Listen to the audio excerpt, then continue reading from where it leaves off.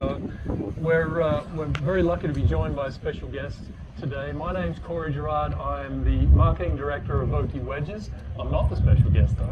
Brad Faxon is. And Brad, thank you, Corey. Thank you for joining us today and this week, really. 8-time PGA Tour winner, 2-time Ryder Cup player, Walker Cup player on the Australian Open, so that's a close one to my heart as well. More important than that, Brad, your relationship with the Titleist brand has been for a long time. It's 40 years, and I hate to do this to you, but it extends into 5 decades, which is remarkable. It is remarkable. You know, I grew up in Rhode Island. The Acushnet company was about a half an hour away from where I grew up. I'm very close with a bunch of PGA professionals over my career. The golf professional there was named Fred Bruno. Our club now is over 110 years old, and in the history of our club, we've only had 4 head professionals. Titleist was the only golf ball sold in the pro shop when I was growing up. I got to meet many of the Titleist executives that were there: Eddie Abrams, Bill Lash, Peter Broom. All the U-line was like a big brother to me, and I'm proud to say it's been the best thing that's happened in my golf career. That's fantastic. And from a tour perspective, as a player, and you've now moved into the realm of instruction and doing very, very well there. Your relationship with Bob Vokey, tell us a little bit about that from a wedge perspective.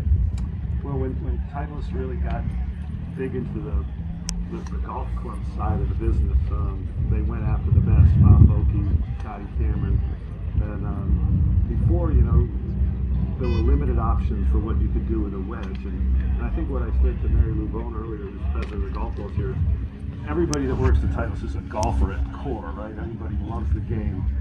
And Vokey had been in the golf business forever, designing clubs for a bunch of different companies and a bunch of different tour players.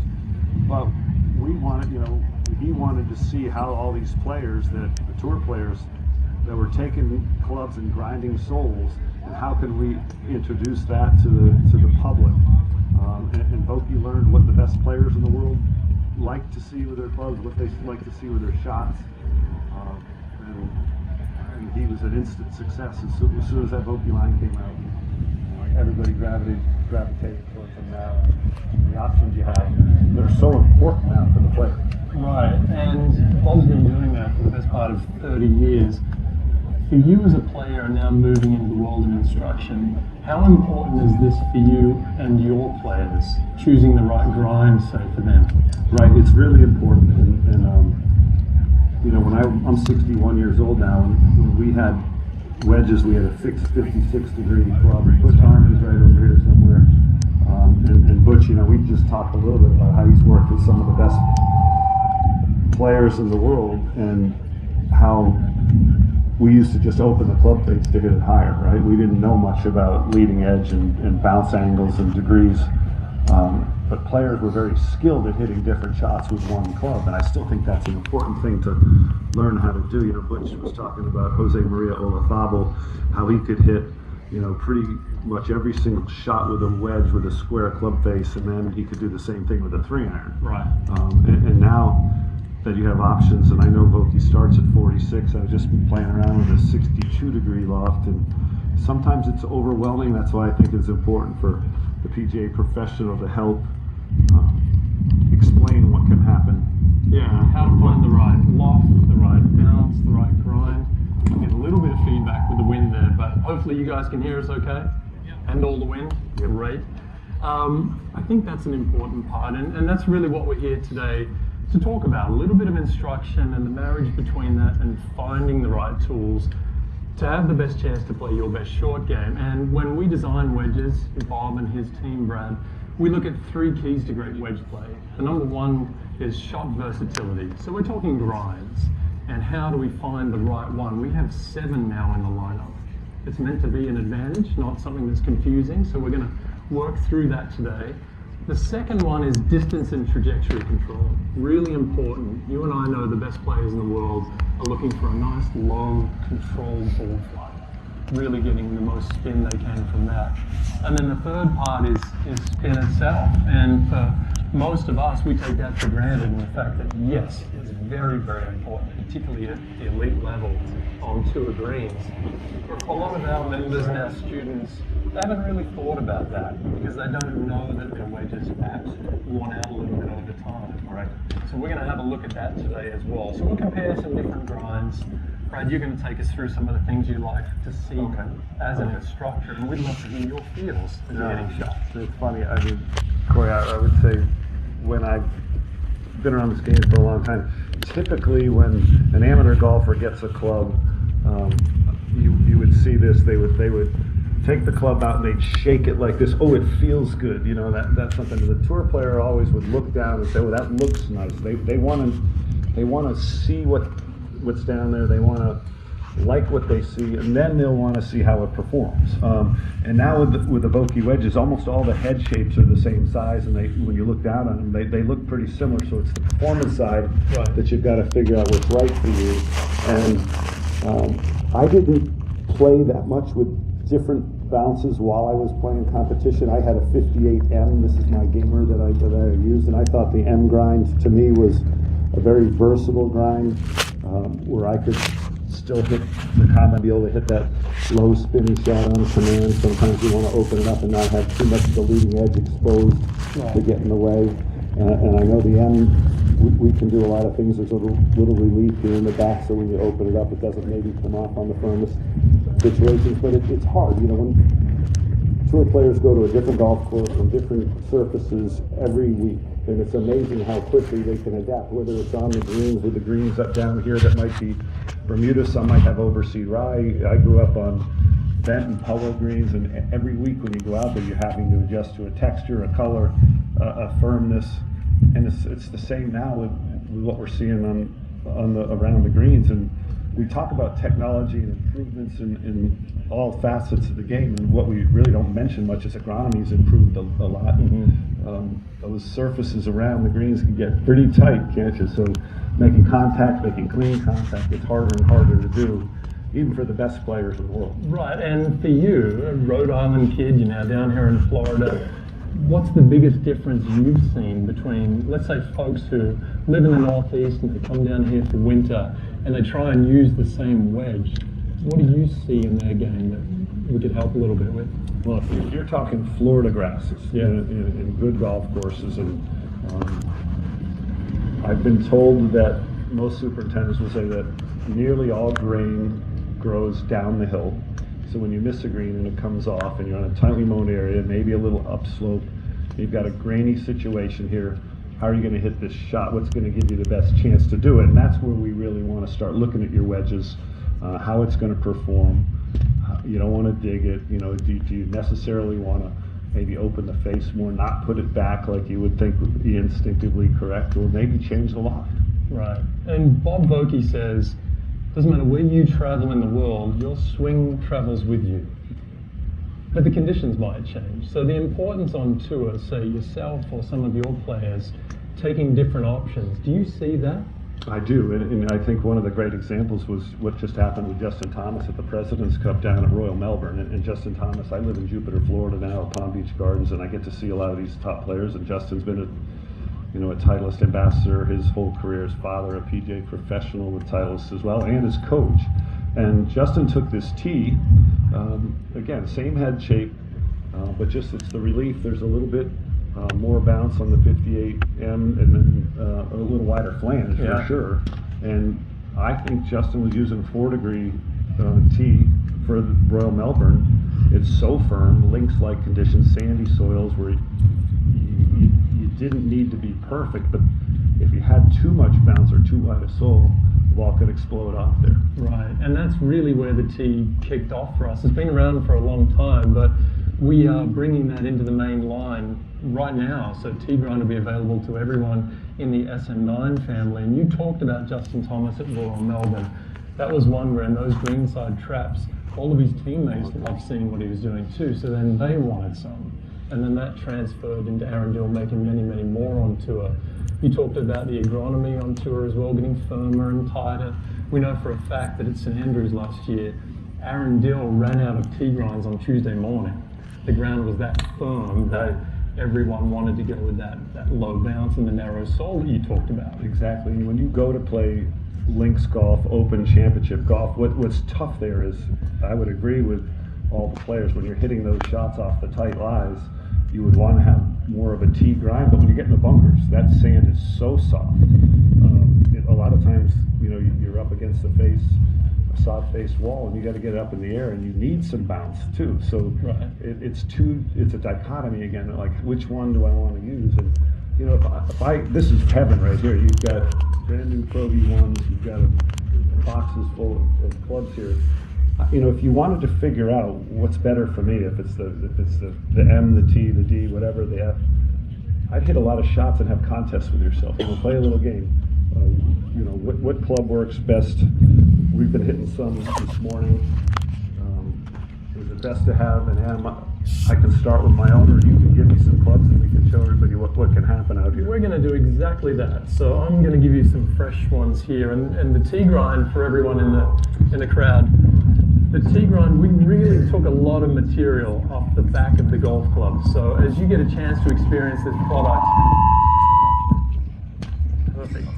Nailed it. That helps. At the end of this session, everyone will get a chance to hit that tee grind, and you'll really notice that we did take a lot of material off the back of that club. What that does, Brad, you talked about, it gives us a very narrow sole, this playing area. And that's really who it's designed for. It's designed for someone who's playing in firm conditions, but they do want to open it up. Let's say we had to go and hit it to an elevated pin, maybe over a tucked trap.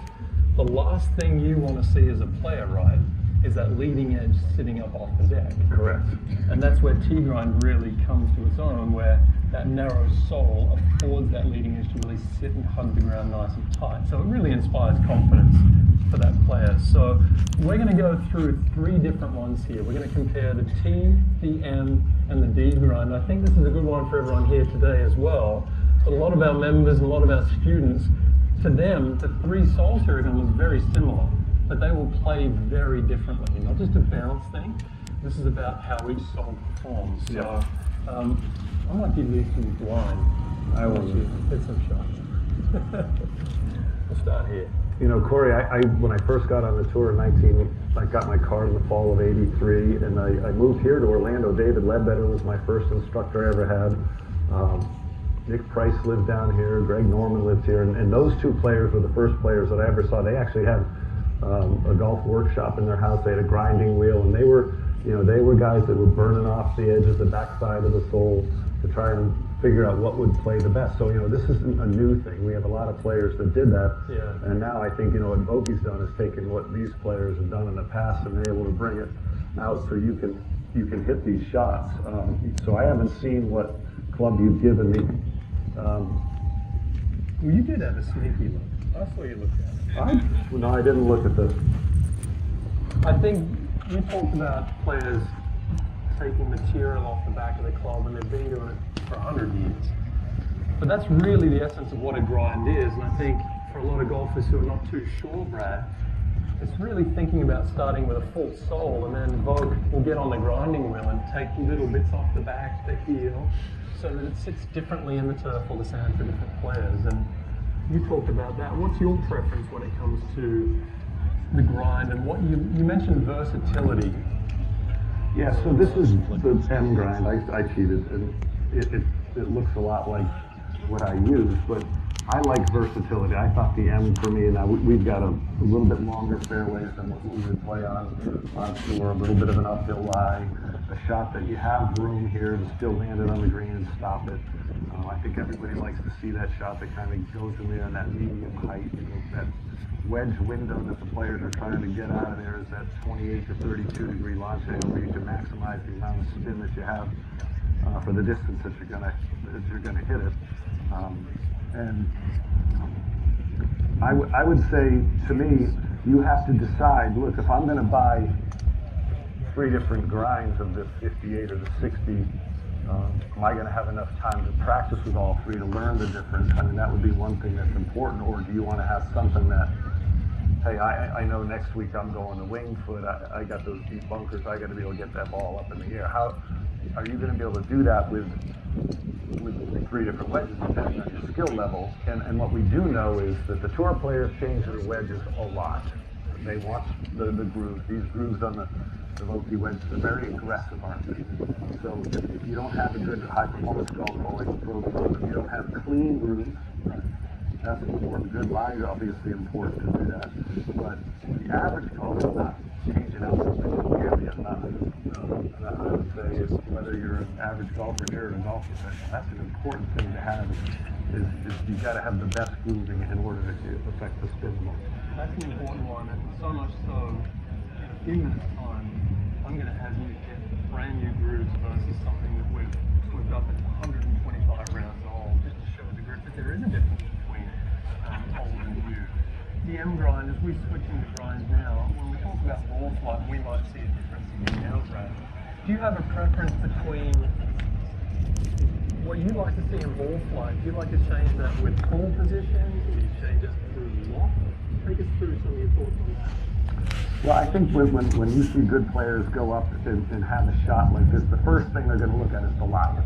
Right? The lie is going to dictate what you can and can't do a lot of times, and then everything else kind of happens. The length of the shot, how much room you have once you get onto the green, uphill, downhill, side hill.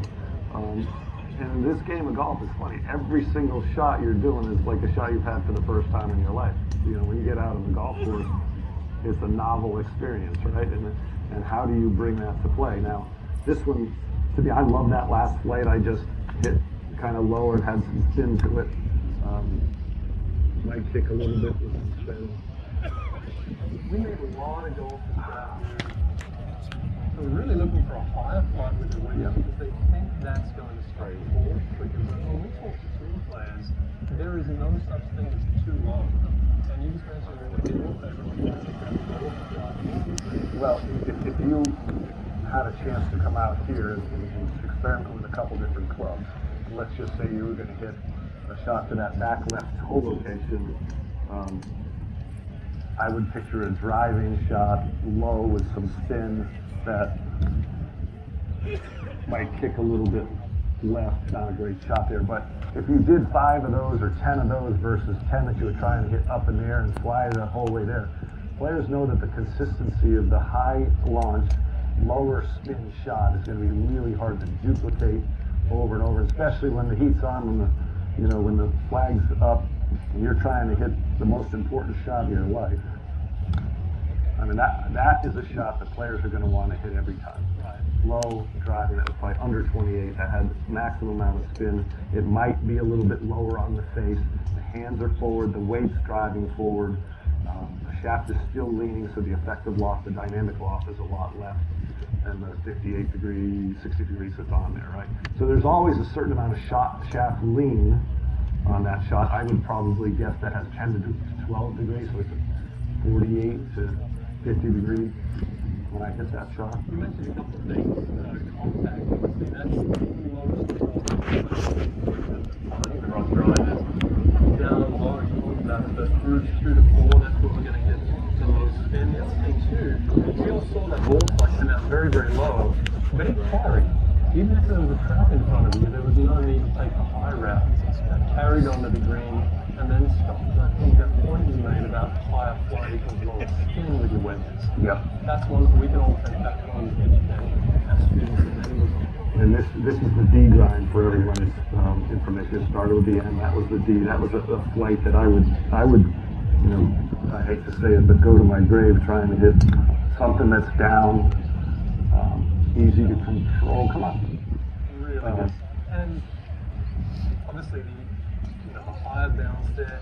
Golf is a game of opposites in many, many ways. The higher bounce here, we're going to see a little lower flight. And we talked about that flight being so important. We'll compare it to a bit in a minute. But Let me stop you for one thing, because you made a point. I think everybody needs to hear this. You said higher bounce means lower flight. And I think we can accept that because you said it. But why is that? What technically happens that makes the higher bounce club hit it lower? The same loft, right? Right, yeah, similar. So you're using the full width of the sole to get going to the return. And really, this that digging is still going. That's going to help us catch it nice and low on the face. Now, if you go to the other extreme where we've got the T line here, very low bounce, narrow sole. Let's say a player's got a slightly steep angle of attack, or as you said, the hands are forward. That leading edge is going to want to dig into this nice turf a little more. As it digs in more, that ball's going to get higher up the face. face, we get that higher launch. Yeah. So if I hit one with the tee, it might happen. It might happen. Let's see. Trying. That certainly was hit nice.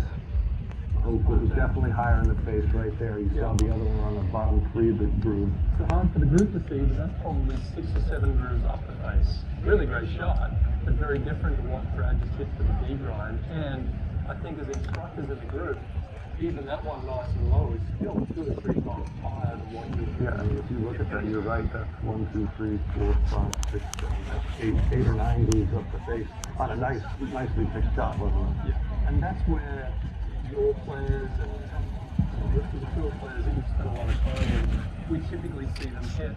And the famous one that we get often from golfers, anyone who's gone to a tour event for the first time, Brad, they come back and they say, I can't believe how high Justin Thomas hits his driver and how low he hits his wedges. And that's a real standout. It really is. And I remember when I first started playing on tour, I spent a lot of time with Tom Kite. Tom Kite was one of the first players that went to 60-degree clubs. Dave Pells, who was a short game guru, then helped him to build a wedge that we had the K grind after Tom Kite. Wide sole, had a lot of bounce. It was a little bit rounded on the back end. And he used a 33-inch sandwich, so he couldn't even hit it 75 yards. And I was amazed at that because I was still the 56-degree guy that opened it up. But he was working with instructor Jim McLean, and this was the early 90s, and he had come to Doral in 1991, hitting the ball very low with his driver and high with his wedges. And they worked harder to get the heights better, so his driver was going up more, and even back then we were starting to learn a little bit about dynamics of ball flight. And then he got his wedges to come down, and later the next year, 92, the spring, he came back, same thing, spinny low drives and high knuckly iron shots. They went back, looked at film, and they said, hey, we got to get this back down where most of the players, their peak height is the same with all their clubs. Yep. And Kite went on to win the U.S. Open that next year at Pebble Beach because they learned about ball flight. And I think that's one of the things that you want to breed that consistency every time you hit a shot and being able to count on that. And that's why having a great ball, having clean grooves is really important to do that on every time. Right, absolutely. We've got 2 low bounce options, but I think important for the group. Maybe if anybody has any questions too at any point, let's keep this interactive. We really haven't talked about technique at all. I don't know how much we want to dive into technique of this, but I think we want to cover the clubs first. But please, if anybody has any questions, wants to see something. These 3 wedges that we just hit, that was the T. They've all been the D and the M, all have been 60 degrees. And these are available in 58 as well. Brad, we're using 60 here because we have more options the closer we get to the green, so more of our grinds are in the higher lots. But this shot typically, that was a great question. Would you use a 60 here or would you be using less lots? I think, again, the question was, would I use the 60 degree to that back flagstick? In my best days, yes, I would have that ball back in my stance. I'd have the shaft lean forward. I would set the wrist early. I would have a little bit of lag. I would keep the shaft leaning forward. I'd keep my body trying to drive that ball in there. And I think most players that I've spoken to like to have speed of the club hit, right? They like to have speed. It's harder to really, when it's moving so slowly, to have everything work perfectly on a consistent basis. And players like to swing hard. A lot of times I grew up playing ping pong, table tennis as a kid, and learning to open and manipulate the face to spin the ball, whether it was top spin shot or a slice. And a lot of times that's what you're doing with a golf club. So if you're an instructor, and you think about Ryder Cup stuff now, that challenging in the team room is, Kuchar's a great table tennis player. Tiger likes to play. Phil likes to play. Zach Johnson's very good. And I think that eye-hand coordination and learning how the ball and the club interact is really, really important. And club face is king in that one. Totally. And that leads into a great instructional point. I think that question of, you talked about hand position and putting it back in your stance. I think for a lot of us, when we see someone that lacks in confidence, we typically see them push the ball back in their stance to try and grab the ball first. Right. What's that doing between the relationship for bounce and loft? Okay, so I'm very bad sometimes at answering the question immediately. Remind me if I don't. And Butch reminded me of something here today. A lot of things in this golfing world that are trendy, right? Right now we see a lot of players with a bowed left wrist, a shut club face. You can say, Ron Morikawa, Hovland, Dustin, all those guys. You see a lot of now chippers or pitchers of the ball that are, I would say, more one piece, right? Stricker, Day, that don't have a lot of wrist hinge. In my day growing up, the best chippers in the world, I would have said a guy like Hubert Green or Tom Watson or Seve Ballesteros, they had a lot of wrist play in their swing, and we complimented those players by saying, this guy's got great touch, he's got great feel, he's got great hands. So that was something that I learned, that it's okay to have wrist in there. And Butch has taught more of the greatest players in the world than anybody alive. And if you watched a player like Jason Day, and he kind of looks that way, arms are straighter, it'll never work. Versus, some players that would have had a lot more wrist set and hit lower shots, choking down with the club. You can certainly do it a lot of different ways. I like practicing those different ways, learn the skill of being able to do that. And I think this is a way that, when you're giving lessons to amateur golfers that are struggling with this, and all of us do, that's a simple way to do it. Maybe it's your long putting stroke, but I don't think it's ideal. And we just watched some film of Olafable, who he was a guy that addressed the ball pretty square. He didn't open up a lot. His face was pretty square, but he actually had a lot of lag at the end of his backstroke, and he could see how much further down that was. And he could drive that ball, and it had a lot of spin. And he continued to go through the ball with some rotation, some extension, and everything like that. He had a lot of speed. He had a lot of speed through the ball, and interestingly enough, neither Olafable or Ballesteros used the 60 degree. They did all that stuff magically with a 56. It was kind of fun to watch. So, there are different styles, there are different preferences, but I think you're going to see players start to get a little bit away from just one piece, long arc sort of stuff. Any other questions? I might grab a couple of 56s while we're talking. And I can tell you from hitting, I have a tee of my own that I've been playing around with, and having the T, the D, and the M grind here, that tee would be something that you better be pretty confident with the tee. If that's your only 60 degree, because there's a lot of shots I'm going. If I had to hit a high shot over a bunker and it's firm, that tee would be the nice club tee. Well, and this is something that's going to come up too, is for all of us, we are likely going to get asked this month by one of our members or one of our students that, hey, you've got two 60-04s. Why? What gives? And really, truthfully, it's never been about the bounce. In fact, if I put you to a wedge today, Brad, you don't get an option for the bounce. You get an option for the drive. But we have a 60-04L, and you talked about the 60-04T. And they're very different in terms of the sole. One's a lot wider in the L grind. You talk about that T being very narrow, and you want to be on your game. And I think when that question comes up, who are they for? Both the players who are pretty good with their hands, they kick it more than they dig it. They're playing in firm conditions, but I think the L grind, it's had 4 degrees on it, probably unfairly treated for some time because it's been pigeonholed as this very difficult concept. I've never hit one, yeah. I'm looking to hit some because I think what's going to happen, folks, is as players want to come out and hit the tee grind, Brad's point, it's not going to be for everyone. But if they do look for something with a little less bounce, that L grind is going to be something that's very, very forgiving for them. Yeah, and I find on this shot, you asked me before, would I use a 60-degree wedge? With this one with less bounce, I feel like I have to hit this one a little bit harder. It would be harder to be as consistent. You don't, bounce. You always hear that saying, bounce can be your friend. Yes. Especially when you're hitting a driving shot, when you lean the edge forward, you're taking out that bounce a little bit. But I do think that the L, because of the wider flange, is certainly a club I would use more over the T on that shot. Right. from an instruction point of view, how important is it to you when someone comes to see you for help on their short game to really find the right tools for them? Is there a bit of both conversations going on? A bit of what conversation? A bit of both. Yeah, Fitting always. There's the instructional side of things. There's the equipment. And there's fitters everywhere now. Most of the club professionals can fit.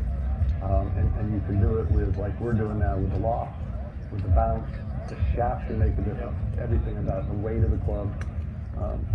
Like I said at the beginning, this is heaven to be able to do this in front of everybody like that. I think it's great to have options too. And the one I would say almost more important than finding the right drive is finding the wrong one. It's okay to have some bad shots with them because we can just pass that one aside. We have other options for you or the conditions. Right. And just the last 20 minutes here with you, I would say, and I've got my Justin Thomas little tee grinder over here. That would be something that would be a very specialized club like playing at Royal Melbourne or the British Open, and again for only certain shots. Right. Yeah. Talk about ball flight, being the second key to what we consider great wedge play. And we did touch on a little bit that lower ball flight, but we've got two very different grinds. You talked about 56 and some of the better short game players through history, really leaning on these options. We've got an M grind here, and then we've got an F, which is our full sole. This one is it's called a sand wedge. It's actually the most popular sand wedge on the PGA Tour. That full sole high bounce. So we have our players using a little higher bounce in the sand wedge. Yep. And then they have that versatility to mention the lower bounce long wedge. But I'd love to see you hit some shots with both of these to see what you're feeling and the ball flight, which is very different soles with something that's pretty similar. Okay. I remember these letters on the club, what was it? The T might have been, the K might have been for tight, the M might have been for Phil, the F might have been for some other guy. But I think the F is exactly why I picked right, it and today. We haven't really talked about the loss and what do you want to have in your bag, right? If you're going to have 3 or 4 wedges like a lot of the tour players do, if you're going to start at 60, do you keep your gaps at 4 degrees? So you'd have 56 as your sand wedge, you'd have your 52, and then you go down to your 48. And now with pitching wedges being so strong, do you keep that gap at 4? Do you go to 5? I played here when I got out onto the senior tour. The senior tour courses weren't nearly as difficult as PGA Tour, not as treacherous in the pin placement. So I had 58 degree of 53 in my pitching wedge. That was a set wedge. This is my T100, but that one is stock at 46. I have it at 48. So I had 5 degree gaps between my wedges, and I always thought it was easier if you wanted to have 12 to 15 yards between clubs. It's easier to come off of a club with more loft than something like a 4-iron or 5-iron. So I was able to get away with just having 3 wedges and not have to have 4. And that 5 degree gap, how far does that give you in terms of yardage? So I could step on my 58 to get it to 100 yards. My 53 degrees, I could hit 115 yards, so about 15 yards, and my pitching range is a 130-yard club, so that was, a good way to do it. And then, this will be a little bit more instructions of how do you come off of a club to hit it a shorter distance. You can certainly shorten your backswing. That's one of the way players would do it, and a lot of times players might have a distance they would hit each club based on how far back maybe their hands go. Belt high, chest high, shoulder high, pull. You can choke down on the club, and usually about a half an inch is 2 yards there. That would be one thing. You can slow your swing down. Justin Thomas looks like to be a guy that has been able to work on his distance control better by just slowing the pace or the speed of the club. And then you can do combinations of all that stuff. I don't think it's a secret that I've been working with Rory on his putting the last 5 years, but this year going into the Masters, he was 208 out of 209 in wedges from 50 to 125 yards. So he was using a really spinny ball. He changed the ball. He had been a guy that liked to choke down a lot on the club, but that could still cause a little bit of inconsistency in distance control. And from the Masters on to the end of last year, he was first in that thing. A lot of it had to do with wedge work, and obviously he's not the same company. But I was with him last week, and he had Vokey wedges in the bag taken in Dubai, so that's kind of cool. Did see And this Dylan made him Yeah. So for you, with that 100-yard shot, you can step on the 58, but preference would be to take 56 and maybe rip down a little bit, or do you like to have that? I was better at, okay, I'm just going to take it back. I got used to a certain length of backswing going a certain distance, because I thought it was hard. Like this 56 to this front pin, I kind of have to hit it a little bit slower in order to hit that shot the right distance. And I was better at gauging distance by, okay, this might be my 56, then this might be a 60-yard shot and a 75-yard shot. And learning how to do that, because I think the best players in the world, I don't know if people are going to jump out of their skin here, I think they monitor distance best by gauging or feeling club head speed. I think that's the easiest thing to monitor, is club head speed. Well, there's a lot of practice in there for them. They're obviously very talented, but I imagine there's a lot of practice, and a lot of that feel comes from just repetitive playing, knowing how much they need to take off instead of just point and shoot a number. Yeah, definitely. And you know, players now have access to all kinds of data statistics. Everyone has a TrackMan, a quad, or some other kind of launch monitor where they are getting instant feedback, right? And you can play these games. I've had a lot of instructors show me stuff that they do with their players, and I have one top junior that I teach, and his coach said, we work on 60-yard shots with a 60-degree club, with 60-mile-an-hour club head speed and 60-mile-an-hour ball speed. So 60, 60, 60 with a 60, and again, trying to still launch it in that 30-degree window. And that's, you know, those are the games that we're starting to figure out that can really help with touch and feel. I tell all my students, if you want to, you know, shoot a yardage before you hit these shots, can you guess the yards? Get good at guessing the yards, and that kind of equates back to feel too. Don't just shoot first and say the list. Can you see that distance?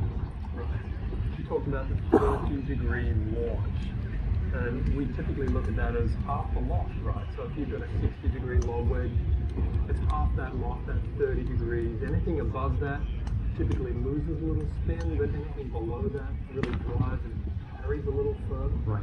And what's important, we talked about it early in the show, is and the shot dictates it, the lie dictates it, is do you need to go up in the air and have it come down softer, firm conditions, over a bunker, maybe wind. And then, but I think that the most consistent shots, you know, when we're hitting these shots to these back flag sticks, when that ball's at that right height, it's pretty hard to have it go really wrong. You can hit that shot with your open in the face and making a long swing trying to hit a short distance and get really good at it. But there's also the disaster in there too, right? When you go under it too much, you hit it a little clean. And you know, we talk about bounce, and this is the 14F, so a lot of bounce. I can hit, you know, pretty far behind this ball, and that had that sound, you know, it came out a little bit driving, where the bounce can help you. But again, if I was going to hit this shot, I don't think I'd use a 56.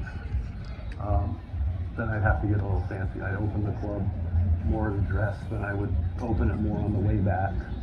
Brad, you talked about having a wider sole, more bounce there. As an instructor, are you looking for perfect contact, or are you looking for something that can give the player a little bit of a cushion, a bit of comfort where you can get behind it and get away with it? Yeah, I mean, if you watch in slow motion now when the club approaches the golf ball, and you know, you can see here a dramatic difference from where the leading edge is to where the back sole is, right? And that's the 14 degrees, and if I open it more, I'm adding more of that bounce, and certainly that back side of the sole, and that was something I've seen Vokey give lessons to all kinds of players, is let that part of the club hit the ground first, so you are hitting behind the ball. You can still get the ball. That one went up in the air pretty nice, and experiment with that. And I also think, you know, we've gotten so educated or determined in trying to make every shot be perfect. When you have this amount of bounce, you don't have to be perfect. And you know, Ben Hogan said years ago, or Walter Hagen said years ago, he might hit 4 shots a round where everything's right. And with a sand wedge, you don't have to hit it perfectly to hit some pretty darn good shots. Yeah. Bob preaches that a lot. In fact, Bob's bad for business when it comes to long wedges because he does think a lot of players could stop at 56. I think it's what you just talked about. It's a solid there. What about chipping, Brad? Is it a similar story when it comes to being genuinely greenside? I know you're a great putter and spend a lot of time with that, but from a chipping perspective, is that something where that soul grind can help you? With chipping, absolutely. Again, depending on shots, you might have more lean in the shaft for a shot you're trying to hit down and low. But I loved, because I was far from perfect, I loved having, knowing that this bounce could help me if I messed up a shot. Especially little chip shots like that. If you're hitting just a little shot that's going a short distance, having that bounce, and I'm going to hit the bounce there, it still hops up a little bit. I still feel like that grabbed the ball, and even though that last shot that I just hit, it was on the bottom third groove, and that thing was spinning. Yeah, and this is really important. We've talked about it 2 or 3 times now, that second groove, the third groove up. It's something you can do indoors, it's something you can do outdoors. We developed a wedge fitting app last year, Brad, where we've just given players the opportunity to find the right wedge indoors, even off a mat in the simulator screen. Because you have that opportunity to hit the different drives and know where you want that. Whether it's chip, pitch, or full swing, just by looking at the club face, and some, and most of the people hear that sound as well. I mean, when people talk about feel, sound is a big part of that. And whether it's the driver that you use, the putter that you use, and particularly the wedges, and there's nothing, we hear commentators say that's the sound of golf. You heard that thump, whether it's out of a bunker, a tight lie, or even out of some of these juicier lies like that. And that sound, equates to feel, and it's pretty easy for me to tell that this is the club I'm going to spend a little bit more time with this 56F. And I believe this would be, when you come to Florida and you're on a tightly mown Bermuda grass, I mean, we got some overseas here, that can be a scary shot for a lot of people. Where if you didn't have any bounce, it would be very easy to kind of stick it in the ground. But just keeping this a little bit open, I feel like that thing is an easy shot to hit. Is there a hand position or a shaft lean that you try and get people into, or is it more what you said, a little bit more open to add some? Yeah, and it varies on different players to me. I mean, certain players can, set up that way where feet are very close together, to hit the ball down. We always stand closer to the ball. The shaft gets a little bit more vertical. Some players like to make the early set in their backstrokes. Some players like to do it in transition like Olafable. Some players have more of that hit and hold. Phil did that in his videos. He did it obviously the other direction, but with the left, the lead wrist stays bowed a little bit more. And again, if I'm teaching some players skill development, how to get better, I don't know, I'm good at all of it. I think you can get trapped in only doing it one way. But I mean, you can certainly figure out which clubs are going to give you the best chance to hit all these different shots. Right. I think now's a good time for an instructional question, because coming up next, I want you to compare some old grooves versus new grooves. I think it's going to be a lot of fun. But your question here, Joseph, I think. All the way through all the weather. You have a dryer. Well, I think it was Boki. How long ago did we put that wedge shaft in? It was a true temper shaft that we went. It was a little softer shaft. Both had it for 30 years. Yeah, no, it's been a long time. I remember I was always a true temper dynamic the X100 shaft, and then when we first started talking to each other, he goes, "You got to have softer. You want to have some more feel. Because you're not trying to hit this shot full all the time." I think it was a little bit lighter shaft maybe than what I had throughout my set back then, but you know better than me now that. On tour, we definitely see a trend for players taking a step down in flex. So Jordan Spieth, Justin Thomas, very good examples where, Spieth will go from a 6.5 Project X in his irons into a 6 in his wedges. JT is X100 into S4, and it's really just what you talked about, trying to get a little bit more feel. They can flight the ball a little better as well. And Vogue tells a great story of Tiger at the Open. in 2000 where we softened those shafts a little bit. And like, okay, that week. But really just the feel of flight and getting a little bit more spin there. And it is important, it's so important that this month we're going to launch some retail, some lighter weight shafts. You can see over here we've got some lightweight steel options and some graphite options, which just makes sense, Brad, for a lot of players, particularly moderate swing speed, where you might have lighter weight steel or graphite in your full set of irons, but you want them to match up throughout the rest of the wedge set. You don't want to get a light and then all of a sudden get heavier. But typically, I think the way we answer that question in general is, hey, if you like to play your pitching wedge or your gap wedge with mostly a full swing, it's okay to match that to your iron. Right. If you're taking your sand and your lob and you're playing more of a wedge shot, like we talked about with a shorter action, then we think something with a little softer step really is helpful. Well, you think about this, well, throughout a player's set, right? Every player has different weights of their clubs, weights of their shafts, and it would be unrealistic to think now with everything that we can do that every player should use the same weight, same wedge shaft. So to have that at your disposal would be great. That's a great question.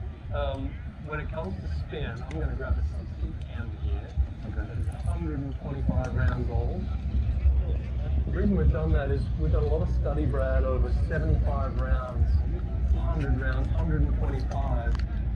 Wedges do wear out, grooves wear out over time. And what we're trying to show is that we do a lot of things to keep them going. We heat treat the face to keep them lasting longer. But golfers, Brad, they don't notice this because it doesn't happen overnight.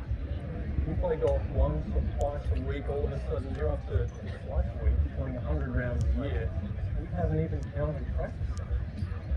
And golfers don't notice this thing is slowly, it's not non-existent, but it is reducing from where it was and what we typically see, you talk about skill players, is they're so in tune with their ball flight that when they see it go above 30 degrees, they'll know something's wearing it. And it's time for Aaron to come in and get a fresh set of grooves. But before we do some test and talk about how we can help our members and our students, how important is spin to a player? Well, it's the most asked question at any time I do a clinic is, how do I hit that low shot with a lot of spin, right? That everybody wants to do it. It's kind of like a sexy shot to be able to drive that shot in there and make it look good, especially when you're on camera. Having a wear pattern in your club used to be a badge of honor, whether it was on your driver, where you hit it in the middle. We said something about Tiger. Ben Hogan had that spot right in the sweet spot for their full clubs. And then we saw wear patterns even in putters. Tiger had that spot in his Scotty that he used for a long time. I have a little spot where I feel like mine is hit the same time. And then on wedges, we saw that wear pattern look up the face, because a lot of players, when they open the face, hitting shots out of the bunker where the club can wear off a little quicker into the face and the path swing to the left. You saw that pattern. Now, that's a pretty big difference. You said how many rounds? 125. 125 versus a brand new. Both of these are both 60M. 60M, so we might see a difference in ball flight.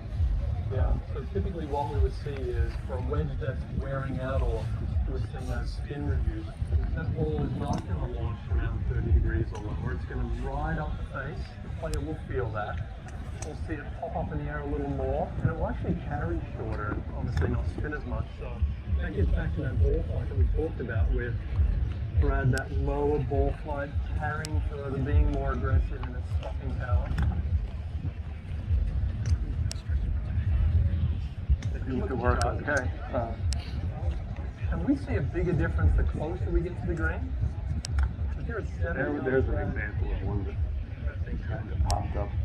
Our friend Bobby Archado is in the crowd, and we'll hold one with the old wedge the other day. So don't do that. Will let me wear me out with it then, right? But that last one, you can hear it. I need to end up one minute. Felt like it slid up the face a little more.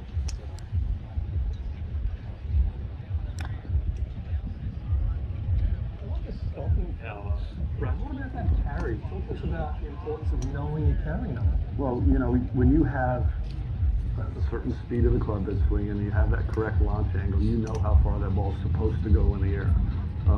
this is again a little bit of an unknown with that wear pattern. That ball certainly came out a little bit higher, knuckly, so it didn't catch as quickly, and that would be something now players that they would instantly call Aaron Dill and say, I need a new wedge. And players like Audrey Harrington, when he was playing at his best, he would switch wedges every week. PGA switched them every week.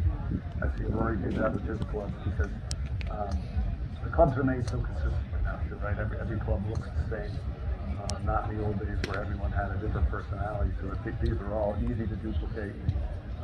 You know, the week after the PGA Championship, everyone remember there were a few stones in the bunkers and the wedges didn't look the way they did at the end of the week versus the start of the week. But Aaron had one of his busiest weeks on tour. Not because the guys wanted shiny points, they just wanted short. And I think when it comes to spin grade, you know, the tour players, someone like Justin would typically have a 4-3-2-1 rule.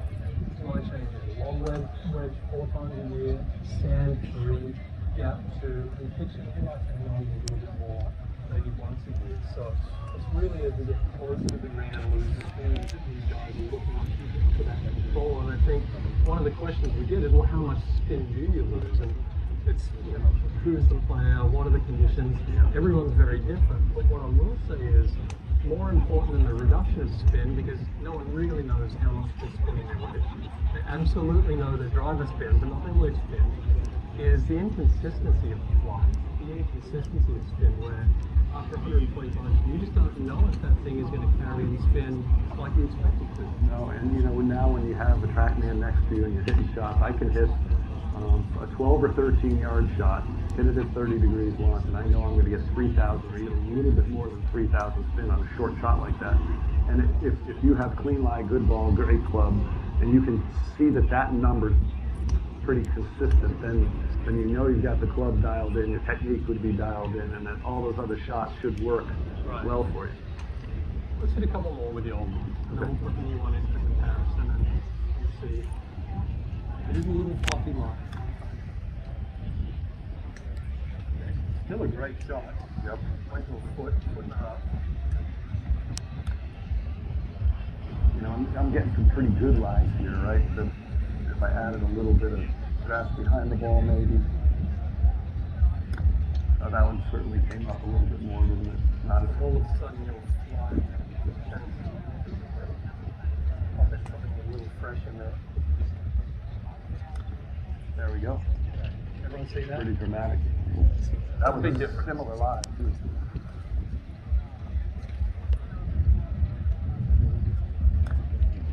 I hit that a hair thin, but that was still a nice little height on that one. So in terms of confidence for players, how important is it to see that consistency in flight? Well, it's everything. It's everything. See that consistency of flight. You know, players get used to as they, you know, release their body and their head towards the ball. You know, you're used to seeing that window the ball comes out of. And if you ever see something that's abnormal, you know, as you're turning through to the ball, and, oh, that was a little higher there, that would bug me. And, you know, you kind of want to see that coming out at the same time every time. So Aaron Hill, who's our weight rep on tour, he'll often walk past guys and girls on the range, and if he sees a flight that's a little higher like that one that he knows that player isn't typically getting, they'll go back to their locker and they're really impressed with seeing it, because even the best players in the world haven't really noticed that. You're going to make everybody jealous here, huh? Just hasn't, yeah, it's not for everyone. I'd like to have a new wedge for every bad shot I hit. Right. But if there's a pattern, he absolutely wants to change that because he knows that wedge is on the way out. Right, and I would say normally if that's happening, it's some shots that aren't coming off like you expect. Maybe the green is worn out. Maybe it's a certain grass condition where you want to say, you know what, I need to get a different bounce or just make sure my grooves are right. Let's hit a couple of spinners to that back in that you were talking about earlier. Something a little lower and driving. There we go. You can hear that hit the green, that one. Yeah, that's nice. That's back to, this is the A10 One of the old ones that you were saying. and you know, that's a shot where I've got Ball's pretty far back. I would say 65% of my weight is on my left foot. A lot of the better players on their backswing, their head actually start to move towards the target so that they're getting the low point of the swing after the golf ball. So this is the hit. Probably a couple of the same shot with the old one, but any shot there. Again, head's forward of the ball. I feel like my chest is forward of the ball. I got a little wrist set earlier, a little steeper approach on this shot. Now, I hit that really nice, but I also think that came out a little higher than those last two, didn't it? A little higher, you see the roll out there as well. Yep. And I think you talked about the badge of honor. Bob Bogey has a number of people come up to him at some of these road shows, and they're so proud of the wedge that they've had from SM4 or 12 years ago. Right, it's got no groove left on it. In fact, we've got a saying with all of our staff professionals and all of our fitting professionals that if someone comes and asks you to re-grip their wedge, please don't do it. I can guarantee you the groove's probably more quicker than that grip is. And it's an important one to keep educating on that. Because as golfers, we're really not noticing. We're still finding ways to stop the wedge, but probably doesn't stop like it used to 3 years ago. No, and when you talked earlier on about technology, how it's changing all facets of the game, whether it's the drivers, the fairway metals, hybrids have changed so much, the irons. We've done fitting for all of those. So now I think we realize how important, even the dispersion rates with wedges, up and down statistics, to have wedge fitting now to get to the science that you have it. We just want to eliminate guessing, right? Yes. You don't want to guess at all. You start to see that. Give you the confidence that your wedge is going to do what you expect it to do. So this has been great. I think we've got time for probably 4 or 5 questions, maybe product or instructional while you've got right here, but straight in the back.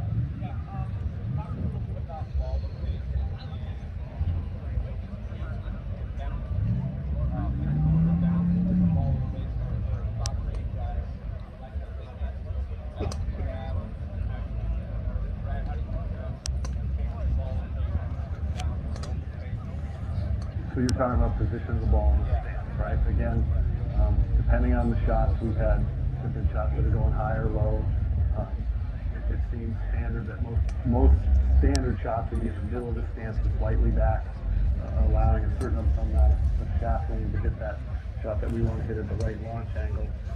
And then in order to change shots to hit it higher or lower, you can put ball positions forward, you can change the weight position where you would want it. You can get closer to the ball, farther to the ball. Obviously, farther from the ball allows you to make a longer swing and open that face more and get under it to hit higher. There's so many different ways. Some people just like to open the face more in the backstroke. If I was hitting it high, I like to open the face first and then grip my club. I see a lot of players that go like this and they just have the face aiming so far to the right. So I was always open the face first, then take my grip. So it's essentially a very weak grip to hit my high shots. And again, I try and challenge every student I have to explore the boundaries of what's too far back in your stance, what's too far forward, how much can you open it, how much can you close it, and what shots can you hit. So I'd like to be able to hit, and I have my wedge, which is this, 58M is my wedge. I want to be able to hit every shot by doing that. And I'm going to play around with, like you said, that ball position. If I want to hit it higher in the air,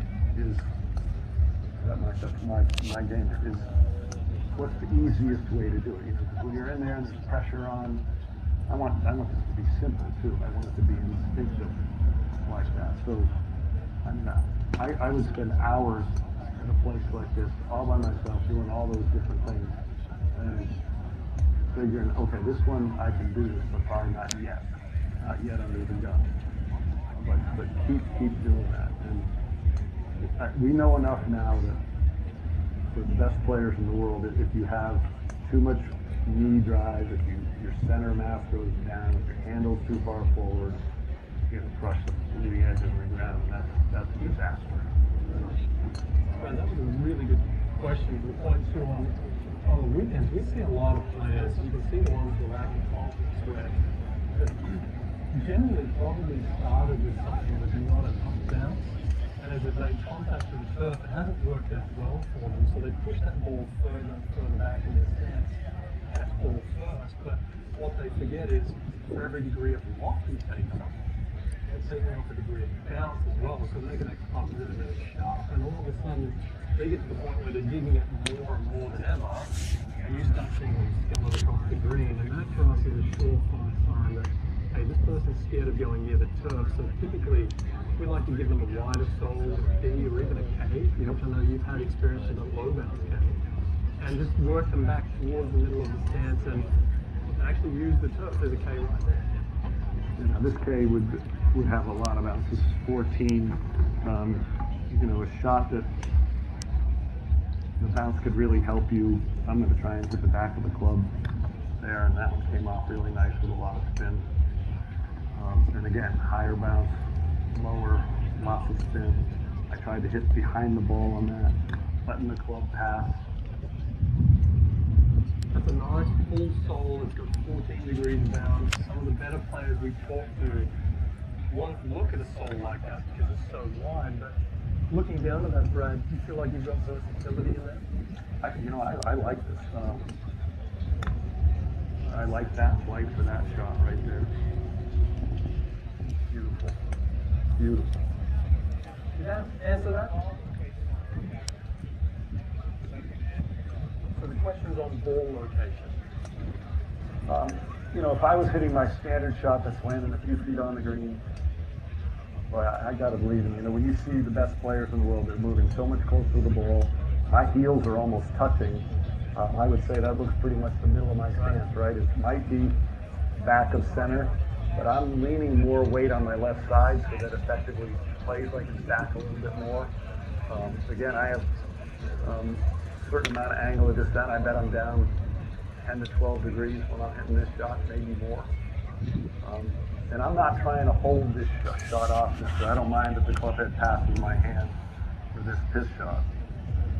I know that's a lot. But that's an important one, hitting wedges too. And with the indoor hitting out developed, we measure angle of attack, or what we consider steep versus neutral or shallow. We measure it differently for somewhere where you've got a pitch shot with a closed stance versus something with a full swing. You talk about being 9 or 10 down on that shot. That's not steep for here, but if that's a full swing, it's a very different story, right? Yeah, I mean, if we measured the top players in the world in angle of attack, the ballpark rule of thumb, if you're hitting a 3-iron, it might be 3 down, 4-iron, 4 down, 5-iron, 5 down, right? You have your spin rates that a 6-iron should be around 6,000, 7,000. And again, it really depends on the shot you're trying to hit, but most of the players that I'm seeing on a shot like this would be, they're 10 down, they're going down. And then, what causes it not to keep going down is the continuing of the forward swing is as you rotate your belt buckle lifts up, the butt end of the club, the grip end comes up in the air, Working this way. and works up, and it works to the left on that circle. So I'm trying to feel like this, and Lee Trevino does it so well, is this butt end of the club is moving over here, getting out of the way. And I think that, you watch Jordan Spieth, a great chipper of the ball, and he's gaining height through the ball, so the arms can straighten and extend as he moves to his left side. Certainly not stopping. No. No. Great question. Yeah. More neutral or?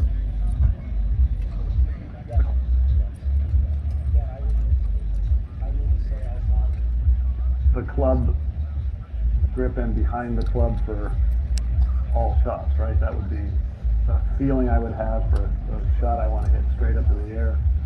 A lot of times in the bunkers I was trying to feel like the bottom part of the shaft would get there before the top part of the shaft. Butch and I were talking earlier today about, do you feel that with right hand? Because I like that sort of right hand throw. Other players like maybe left hand. When I grew up here in Orlando, Phil Rogers was an instructor here and was a heck of a short game player. He used to hit shots with just his left hand, and he would have a real strong grip. He'd set up almost like the heel was lower than the toe, and he would hit these shots up in the air, kind of like that. Pretty good. But that to me was a feeling of the club head going past the hands, the re-cocking of the club up in the air. I get there's some strength to do that too. It's hard to do that, but I think, some things I would teach You know, if I was having a good player, let me see you hit some right hand versus left hand. How do you feel like you're releasing the club differently? And then do you translate it in on both hands on the club? Are you more of a right side field player or a left side field player? Certainly no one way to do it. Maybe those feels change for you over time. But at the Ryder Cup at Oak Hill in Rochester, Corey Pavin chipped in on the 18th hole to win a match. He was kind of our captain, and he always had this little move where it looked like the head of the club passed the ball, and this ball didn't fly from me to you and right in. And I love practicing little stuff like that. Good question.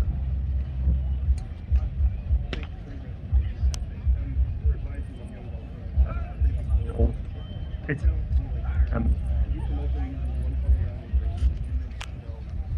have them earn with like a 56. I'm going to repeat the question for the group. We got past it at that, and it wasn't your fault, but around the green, if you're teaching a young player, would you promote them using one loft and working all the way around? Did I get the question right, or would you look to add in other options? Yeah, I mean, I've seen both work. I've seen some fathers say, look, you're going to start with a 56, and until you get proficient enough with that, I'm not giving you more loft, and then when you get really good with 56, I'll let you go to 58, and I'll let you go to 60.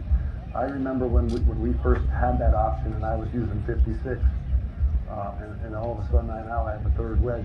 It was troubling to me at first, you know, because if I did what I did with my 56 with the 60, the ball wasn't going very far, you know, so I had to get really good at using a different club. And again, that's something that comes from so much time.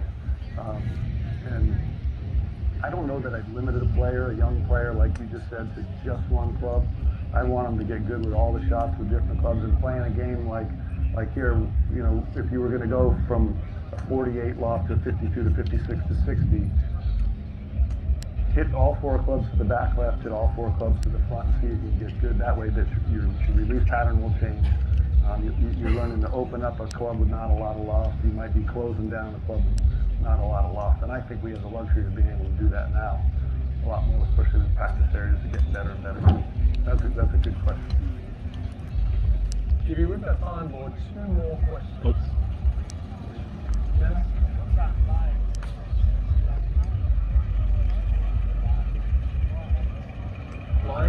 You said Lion? Yeah.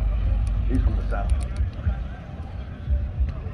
I fit in well because I'm from very much down. Yes, he was. When it comes to Lionel, I don't really have a preference, but we typically see Dennis players get a little flatter as they get close to the green. Imagine playing a bunker shot where someone like myself, Brad, might be 2 degrees upright in my 7 iron. Yep. Well, I'm here, I am upright. But out of a greenside trap, I'm not playing the shot like that. I'm here, my hands are a lot flatter, and anytime we see the players getting a little closer and their hands get flatter, then we might see them a little flatter and lying. But that's what we see in general, but it comes back to the player and what shots you like to hit. Right? I mean, there are some players that like to chip right on top of it. Yeah, I mean, again, it's the shot that you're playing makes a big difference on your lie angle. The closer you get to the ball, the more upright it gets, the lower it's going to go. I remember John Cook took lessons from Kenny Venturi, and Venturi was a big believer, let's get a flatter wedge, a flatter sand wedge, and we see all the best players in the world, like Corey just demonstrated, their center mass gets lower, the handle gets lower, you can get farther from the ball, I feel like the toe was lower than the heel. That was the thing Phil Rogers kind of would have said, the same thing as Venturi. So I don't know that there's a standard lie. I think my lie angles with my wedges were a tiny bit flat, but not a lot. Yeah, you made a really good point, Dennis. It comes back to a lot of the golfers we work with haven't really stopped to answer that question or ask themselves, what am I trying to do with each wedge? There's a set of wedges for a reason. We want them doing different things. It really comes down to, hey, what shots do I want to play? And they're multiple. How do I rank those shots? No, and we know too that, you know, when a player sets up to the ball and he might have a certain lie angle at address, that lie angle may be different at impact based on the shot they're hitting. You know, if they're swinging more to the left, that the lie angle of the club may, you know, decrease a degree or two, and if you're hitting a lower shot out to the right with some draw, it might go up. Dynamically, things are changing. Yeah, exactly. On that note, why do the players love using feel something? Let's say you're in the trap. What's the thing you'd love to see about that floating through the sand? Well, Chevy was one of those guys I used to watch where he would get the heel right close to the ball like that, and he'd hit all these shots. It almost felt like he was going to try and draw it. And that's where I kind of felt like I had to bounce a lot of times. Again, that feeling of draw farther from the ball, that you have more room to step the club from the backstroke through the ball like that. Keep that club working through the sand. And that was one with a lot of bounce there. That was 14. That was a 60. That was a burn I wide. back. I shouldn't have done that. I had way more confidence. That wasn't bad. It is. One final question. Very good question coming in too. No, that's okay. There is one. Right.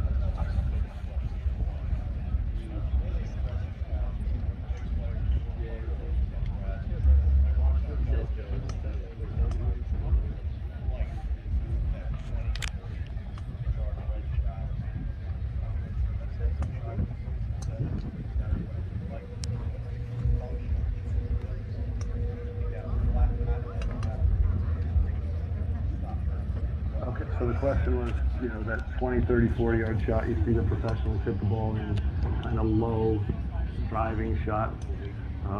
What's the key to making that work? I think there's a few keys there, and we've talked about a little bit of them. Angle of attack is down, definitely down. Shaft to me is forward, so the effective loss of the club of this 60 degree might be 50, depending on how far I want to hit it. Speed creates spin. That's another part of that. And then it's also the continuation as you go through the shot, as you turn and extend and everything happens, the club coming back up out of the ground. Sometimes to create more of that speed, there's a little bit more release of the club. Where you hit it on the face might have a lot to do with that as well, too. We know thinner shots, the bottom of the club tend to have more spin as well. And getting good contact there, because a lot of times as you take lofts off, you get more higher on the face, which sometimes can take away some of the spin as well. The ball can ride up the face, doesn't hit and stick as much, and that's what takes the spin away. But those players too, the main benefit for them driving that in nice and low as Brad is playing how they do it, is you're actually going to carry it further, and you're going to check it up a little quicker too, so you can really control that distance. So those players, when we joked about it earlier, Brad, there's no such thing as too low when they do ball flights. They just know exactly how far it's going to carry, but then whether it's 1 second stop or 2 second stop, but having those options and really being aggressive with it is what we see with the better players. And again, it's the ability to hit the ball with so much speed to the clubhouse, the club face, and not have it go too far, right? And learning, where do you hit on the face, how much do you open the face, how far down do you hit on the ball? Those are the things that the players learn, and it's from hours and hours and years of practice. Everyone, thank you very, very much for joining great us. crowd. Thank you so much. Taking us through 3 keys to weight play with some different instructional points too. So thank you very much for joining us.